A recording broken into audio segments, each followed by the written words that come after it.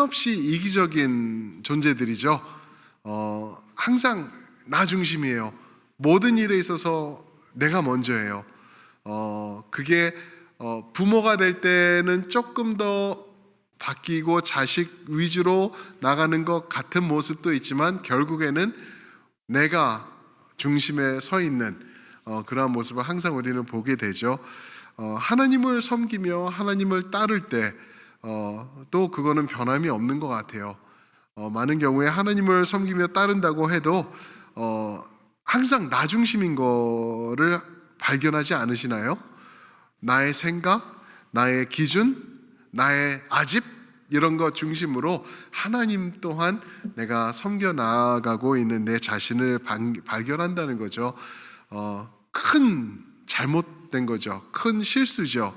하나님을 섬길 때는 우리 자신을 내려놓고 낮아지며 겸손히 나아가며 하나님 중심으로 그분이 원하시는 방식을 따라 하나님을 섬기며 따르는 것이 성도의 모습이죠. 그래서 성도의 그 여정, 신앙의 여정이 다른 게 아닌 것 같아요. 내가 믿음이 성장하고 하나님을 닮아가고 하는 것은 다른 것이 아니라 나의 이기적인 내 자신의 모습을 시간이 가면 갈수록 조금 더 내려놓고 하나님의 뜻을 조금 더 받아들이고 수용하면서 나아가는 것, 그게 신앙의 성숙한 모습으로 나가는 것이 아닐까 이렇게 우리가 생각해 볼 수 있는 것이죠. 내 방식이 아니라 하나님의 말씀을 따라 하나님을 섬기고 하나님을 따르는 것, 너무나 중요한 말씀이죠. 오늘 말씀을 보시면은 그렇지 못했던 사람들의 이야기가 적혀 있죠. 하나님을 섬기는데 하나님의 뜻을 따르지 않고 하나님의 뜻을 오히려 등지면서 세상 기준대로 하나님을 섬기려 했던 자들의 이야기가 오늘 말씀에 나오는 것을 우리가 봅니다. 하나님은 이들을 향해서 그들이 나를 버린 것이다 라고 하나님께서 말씀하세요. 그들이 나를 버린 것이다. 사무엘아, 네가 상처받을 일 아니야. 네가 힘들 일 아니야. 그들이 나를 버린 것이야 라고 7절과 8절에서 하나님께서 두 번 선포를 하세요. 그들이 나를 버리고 돌아간 것이다. 아주 간단하게 그냥 하나님께서 단정지어서 말씀을 하여 주시고 계시죠. 하나님을 어떻게 하는 것이 버리는 것인가? 오늘 말씀을 통해서 우리가 알아보기 원해요. 왜냐하면 까딱 잘못하면 이기적인 나의 모습 때문에 나 또한 하나님을 등지고 하나님을 버리고 나 중심으로 신앙생활까지 한다고 하면서 나 중심으로 설 수 있는 그러한 나의 모습을 발견할 수 있기 때문입니다. 하나님을 버리는 것은요, 거대한 것이 아니더라고요. 오늘 말씀을 보니까 우상을 쫓아서 우상 숭배를 하고 하나님 싫어요. 하나님 이제는 정말 짜증나요. 하나님 안 믿을래요. 이러는 게 아니더라고요. 그 중심에는 하나님 믿고 하나님에 대한 그 경외함도 있고 그런데 딱 한 가지가 있더라고요.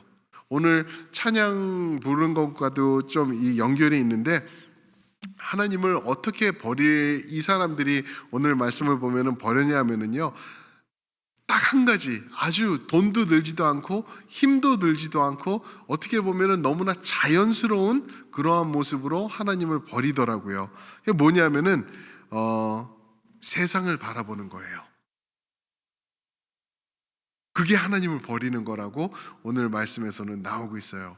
다른 거 없어요. 하나님에 대해서 삿대질하고 하나님을 욕하고 하나님 제발 좀 나를 떠나주세요 이런 선포하고 그런 것도 아니라 그냥 하나님을 바라보던 나의 시선을 돌려서 세상을 바라볼 때 그 모습, 그 결말을 가지고 하나님은 저들이 나를 버린 것이다. 사무엘아, 너를 버린 게 아니라 나를 버린 것이다. 7절, 8절 두 번 거기서 이렇게 말씀을 해주고 계시죠. 그런데 이 말씀의 시작은 1절에 보니까 다른 것으로 시작을 해요. 이 사람들이 먼저 하나님을 버리고 세상을 향해서 바라보지 않더라고요. 1절에 보면은 이들에게 아주 좋은 뭐라 그러죠? 까먹었네.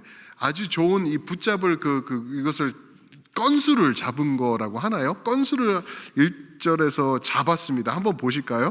8장 1절. 사무엘이 늙음에 그의 아들들을 이스라엘 사사로 삼으니. 사무엘이 늙음에 그의 아들들, 두 아들이 있었죠. 이들을 이스라엘의 사사로 삼았다. 이들의 이름은 2절에 보니까 장자의 이름은 요엘이요 차자의 이름은 아비야라. 그들이 브엘세바에서 사사가 되니라. 사무엘이 두 아들이 있었대요. 요엘과 아비야가 있었는데 이들을 사사로 세웠대요. 자, 이게 문제의 시작이고 건수를 제공하는 이 역할이 된 사건이에요. 뭐냐면은 사사의 직분은 세습할 수 없는 것이었다라는 거죠. 사사는 하나님께서 직접 콜하시고 세우시는 그 직분이었어요.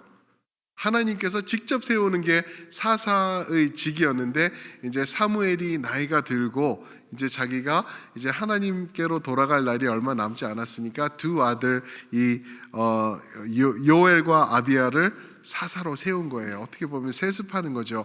왕의 제도는 세습이 되게 되죠. 나중에 보면 우리가 알 수 있죠. 다윗이 있은 다음에 솔로몬이 있었고 그의 아들들이 왕이 되고 그러는 것을 보는데 사사는 달랐다는 거죠. 사사는 인간이 세습하거나 세울 수 없는 그러한 직분이었다라는 것을 말하죠. 근데 이 사무엘이 이 아들들을 이거에 대한 여러 가지 의견들이 있더라고요. 사무엘이 잘한 거다, 잘 못한 거다. 근데 확실한 거는요, 하지 말아야 될 것을 한 거니까 사무엘이 실수한 거는 확실해요.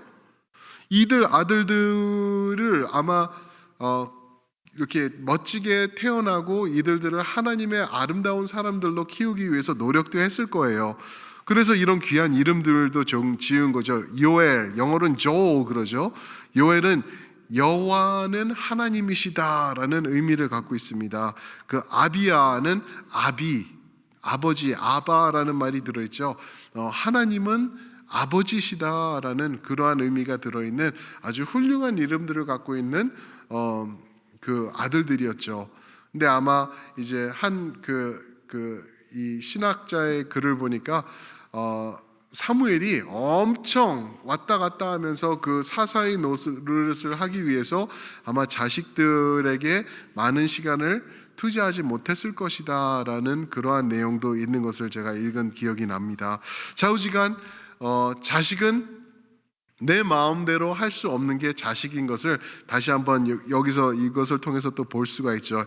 이들의 실수가 뭐냐면 3절에 보니까 그의 아들들이 자기 아버지 행위를 따르지 아니하고 이익을 따라 뇌물을 받고 판결을 굽게 하니라.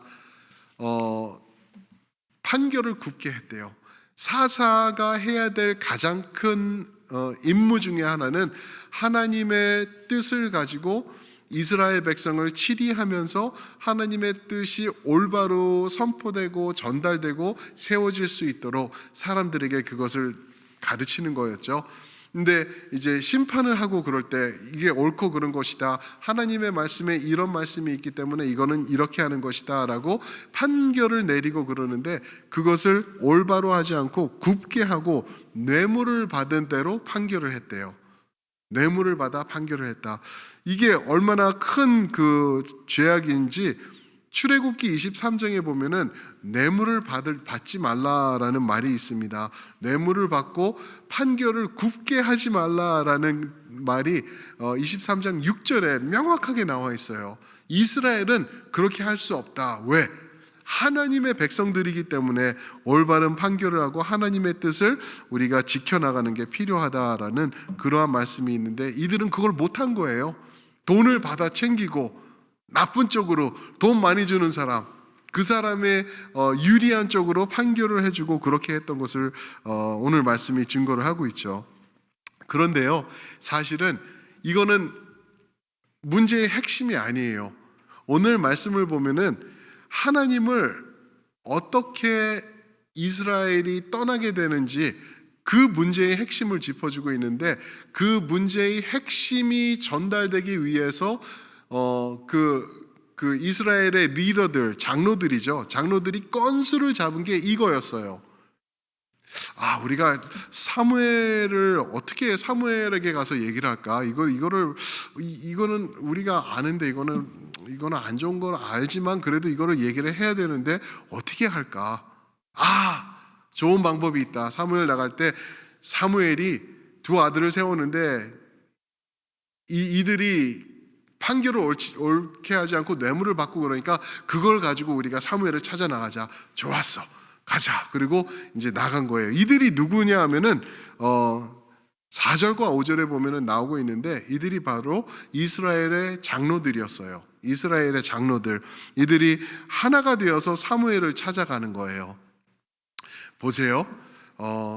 이제 저희는 이제 장로교회이기 때문에 장로들의 역할이 엄청나게 중요한 교회죠. 침례교 같으면은 그렇지 않아요. 그리고 다른 제도, 그리고 감리교, 제 친구도 감리교 목사도 있는데 많이 달라요.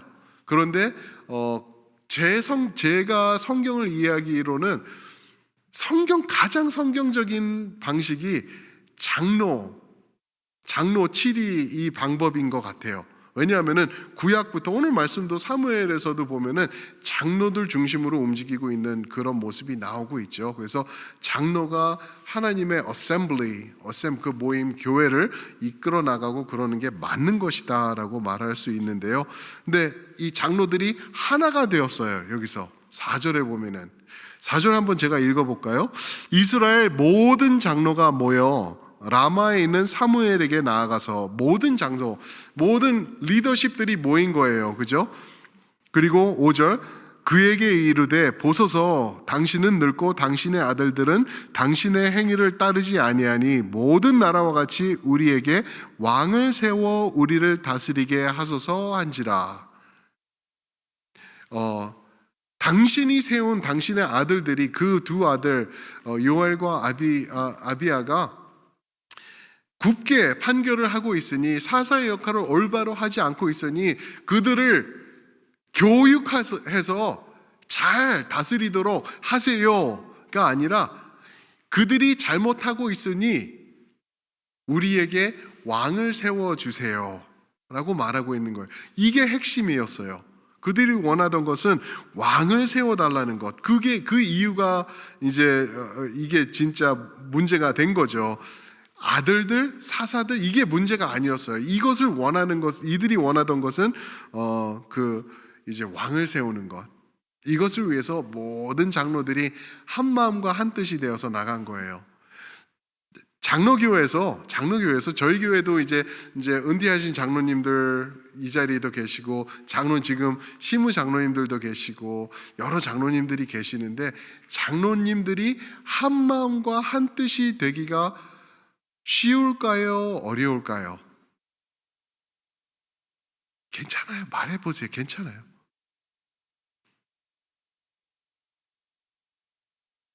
그렇죠? 어려워요.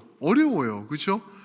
이런 꼬맹이들도 놀이터에서 한마음 되기가 힘들어가지고 서로 치고받고 싸우는 거 저는 우리 놀이터에서 보거든요.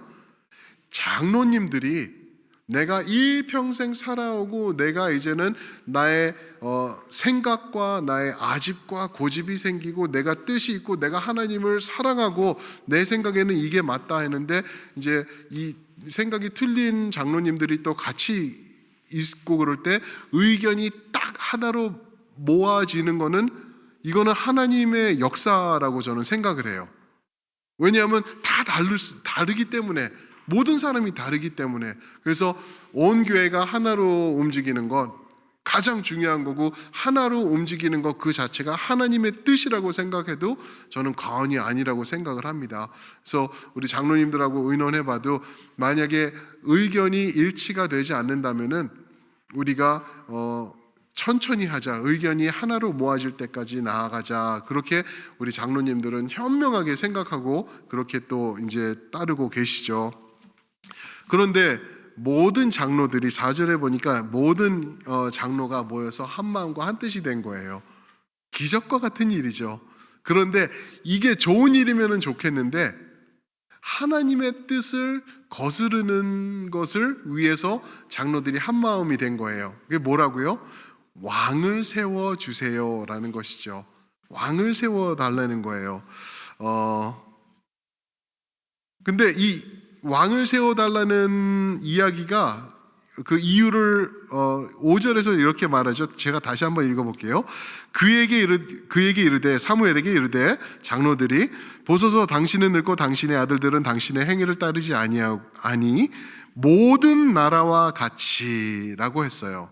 모든 나라와 같이 우리에게 왕을 세워 우리를 다스리게 하소서 한지라. 보세요, 사무엘. 당신의 아들들이 문제야. 그러니까 그 문제를 고쳐주세요가 아니라 당신의 아들들이 문제니 왕을 세워주세요. 왜? 모든 나라들이 그렇게 하고 있으니까 우리도 그렇게 해야 된다라는 그 라직으로 지금 얘기를 하고 있는 거예요. 이 라직에 문제가 있는 게 뭐냐면은 이스라엘은 하나님이 그들의 왕이거든요. 그러니까 이스라엘이 원하는, 장로들이 원해서 우리에게 왕을 세워달라는 것은 살짝만 돌려서 생각하면은 하나님 필요 없습니다. 우리는 인간의 왕을 저 나라와 같이 이 블레셋 사람들처럼 이 아모리 사람들처럼 우리도 왕을 세울 겁니다. 우리도 그렇게 가기 원합니다. 라고 지금 말하고 있는 거. 하나님을 버리는 그 7절과 8절의 이야기가 여기서 이제 비롯된 것이라고 우리가 생각해 볼 수 있죠. 그런데 이게 엄청난, 하나님에게는 이 아주 힘든, 감당하기 힘든 그러한 일이었던 걸 우리가 볼 수 있는 게, 이스라엘은요 다른 나라들과 다른 나라예요. 다른 나라들과 다른 나라. 이 모든 주변에 있는 나라들과 동일하지 않은 나라예요. 하나님께서 그들을 성민으로 택하시고 그들을 거룩한 나라다, 거룩한 사람들이다라고 구별하시고 구분해 놓으신 나라가 이스라엘이지 않습니까? 그런 말씀이 신명기 7장 6절에 있는데, 거기 보시면은 너는 여호와 내 하나님의 성민이라. 너희 하나님 여호와께서 지상 만민 중에서 너를 자기 기업의 백성으로 택하셨나니 라고 말하고 있습니다. 지상 모든 만민 중에서 너는 나의 기업이야, 너는 나의 성민이야, 홀리 피플이야 라고 하면서 거룩하게 구별하셨다라고 말씀하고 있는 것이죠. 그런데 이 사람들이 하는 게 뭐예요? 지금 구별된 그 세상, 지상 만민들이 이렇게 하고 있으니까 우리도 지상 만민들처럼 왕을 허락해 주세요라고 말하고 있는 것이에요. 하나님 필요 없습니다. 우리도 저런 왕 우리에게 허락해 주세요. 어쩌다 이렇게 됐나? 어쩌다 이 지경이, 이스라엘이 이렇게까지 가는 건가? 다시 말씀드립니다. 다른 거 없습니다. 하나님을 바라보던 그 눈을 띄어서 세상을 바라본 거예요. 주변에 있는 나라들을 보니까 이거 굉장히 꽤 괜찮아 보이는 거예요.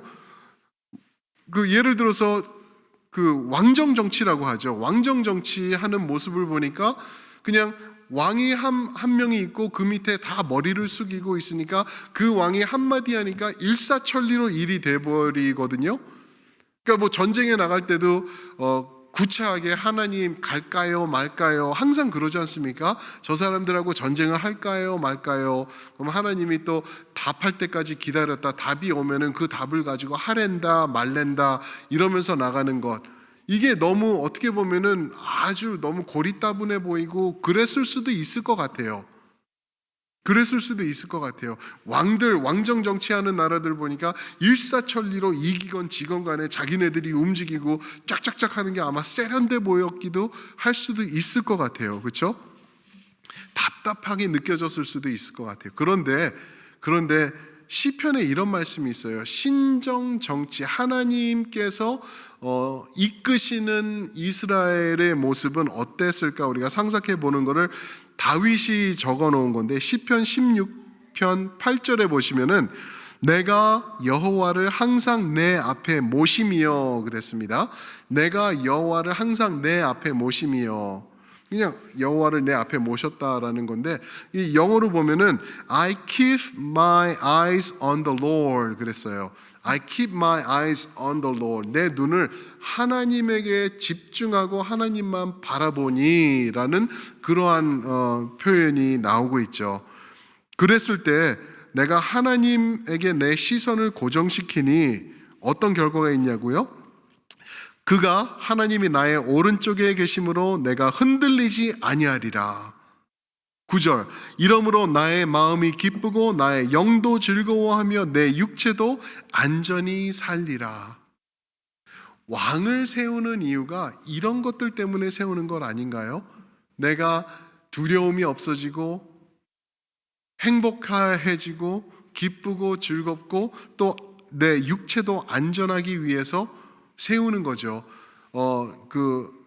한국에서 아이들이 작년 10월 말에 많이 그 문제로 죽었죠. 그랬을 때 정부를 탓해요. 어떤 사람들 그게 왜 정부 책임이냐 그러는데 정부 책임 맞아요.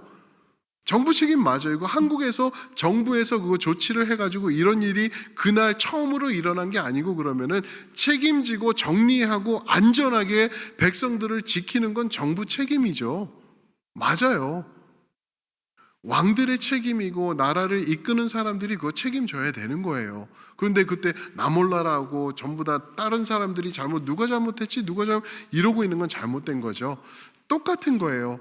왕들이 정치하면은 그 백성들에게 안전을 주고 기쁘게 하고 행복이 넘치도록 하는 게 맞는 거죠. 근데 하나님을 내가 바라볼 때, 하나님의 나의 왕이 되실 때 나는 안전하고 내가 흔들리지 아니하고 마음이 기쁘고 영도 즐거워하며 이렇게 될 것이다라고 다윗이 고백을 하고 있는 것이죠. 사랑하는 성도 여러분, 여러분들은 어떠신가요? 하나님 중심으로 하나님만 바라보고 계시나요? 우리가 내가 무엇에 나의 시선을 고정시키고 있나를 통하여서 내가 하나님 중심으로 살아가고 있는지 아니면은 하나님 외에 다른 것 중심으로 살아가고 있는지 우리가 알아볼 수 있는 거예요. 내가 지금 무엇을 바라보고 있나? 내가 지금 시선을 집중하고 있는 것이 무엇인지 지금 생각해 보세요.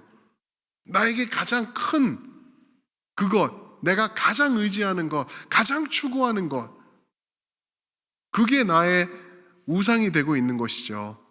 그게 하나님이 아니라면은 우리 다 바꿔야 되는 거예요.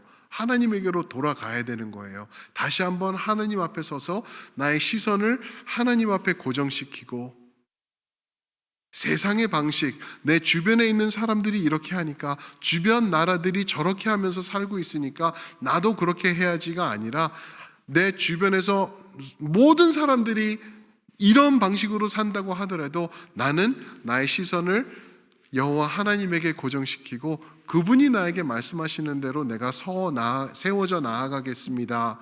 이게 하나님의 선민들이 결정하는 그 과정인 줄 믿습니다. 사랑하는 성도 여러분, 하나님만 바라봐야 됩니다. 특별히 요즘 같은 때 제가 가끔씩 제 아내하고 있으면은 가끔씩 혼나요. 그게 왜 그러냐면은 전화를 항상 가지고 있는 거예요. 그리고 저는 성격상 카톡이 들어오고 그러면은 그 일 있는 거를 그 꼴을 못 봐요. 그래서 제가 뭐 설교를 준비하다가도 카톡 들어오면은 해놓고 지우고 뭐 답을 하든지 어떻게 하든지 바로바로 해야 될 거예요. 아마 우리 성도님들 저하고 카톡 하시는 분들은 아마 느끼셨을 수도 야, 이 목사는 카톡만 보고 있나? 그렇게 느끼셨을 수도 있을 것 같아요. 그런데 이 전화를 보면은 요즘 짤이라고 하더라고요. 뭔지 아세요? 유튜브는 유튜브인데 유튜브 안에서 또 한 단계 더 나갔어요. 그래가지고 좋다고요?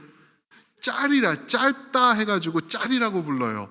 그래가지고 이건 뭐 내가 이뻐하는 강아지 새끼가 있다. 그럼 그거를 딱 해서 보면 너무 이쁜 거예요. 근데 그게 또 딱 넘어가요. 그러면 또 밑에 또 있고, 그러다 보면 30분, 40분 가는 거는 그냥 시간 문제도 아니에요. 그러다 보면은 와이프하고 같이 있으면서 대화는 점점 줄어들고 그러는 모습이 있더라고요. 나의 시선이 어디 있나? 전화에 잡혀 있으면은 그냥 낭비하게 되는 거고요. 없어져 버리는 거고요. 시선이 내 전화에 너무 잡혀 있으면은 이게 나의 신이 될 수 있다라는 것도 우리가 생각해 볼 수 있는 거죠. 그죠? 하나님이에요, 하나님. 나의 시선 하나님에게 집중하시고 이 세상 모든 것들은 그 앞에서 물러가게 되는 그러한 은혜, 그러한 기쁨, 그러한 성민의 모습으로 세워져 가는 여러분들과 저 되기를 주님의 이름으로 축원합니다. 아멘. 아멘. 오늘 말씀 통해서 그것을 우리 성도님들과 나누고 싶었어요. 하나님을 섬기며 하나님을 따를 때 하나님을 바라보는 것, 그겁니다. 에이, 뭐 이것 좀 본다고 이게 뭐가 아니요, 문제됩니다. 문제돼요. 하나님은 모든 시선을 하나님 앞에 드리는 것을 바라시기 때문에 그렇습니다. 우리 한번 들으신 말씀 생각하시면서 기도하시면서 나아가면 좋겠는데요.